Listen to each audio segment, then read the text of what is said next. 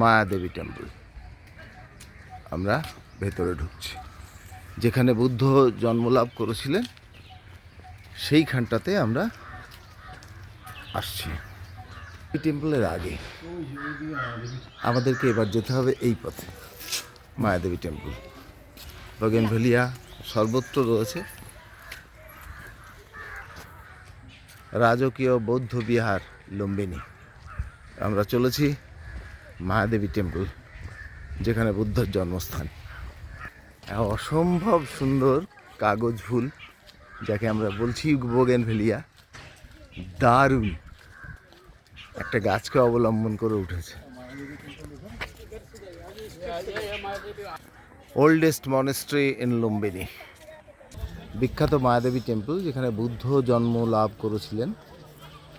এটাই সামনে আমরা দাঁড়িয়ে। 50 টাকা করে। হ্যাঁ, জুতো রাখার জায়গা এটা।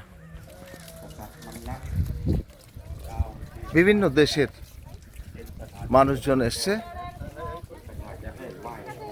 আমি বেশ কয়েকজন শ্রমণকে দেখলাম, তারা ঘুরছে। এই যে এই সম্ভবত এরা হচ্ছে কোরিয়ান বা চীনা, জানি না এটা কারা, তবে এরা এসছে এই মায়া মন্দির। আমরা মায়া মন্দিরে, মায়াদেবী মন্দির, যেখানে বুদ্ধর জন্মস্থান বলা হচ্ছে। বুদ্ধ গয়াতে সিদ্ধি লাভ করেছিলেন, আর এই লুম্বিনীতে বুদ্ধদেব জন্ম লাভ করেছিলেন। তো আমরা সেখানে এসছি। ওপরেরটা সোনায় মোড়া দেখাচ্ছি,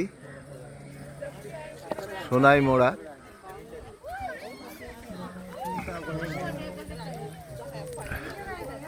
এখানে মোবাইল অ্যালাউ নেই ভেতরে, যার জন্যে আমরা ভেতরেরটা দেখাতে পারবো না, কিন্তু মোবাইলটাকে রেখে আমরা ভেতরে যাব।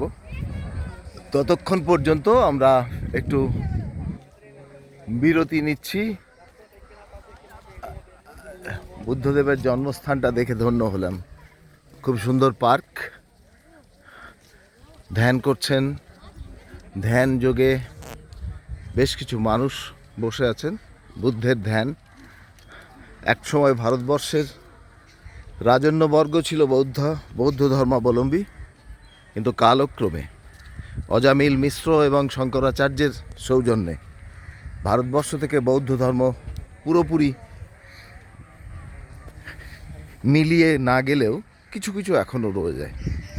তো আমরা প্রবেশ করতে চলেছি মায়া মন্দিরে।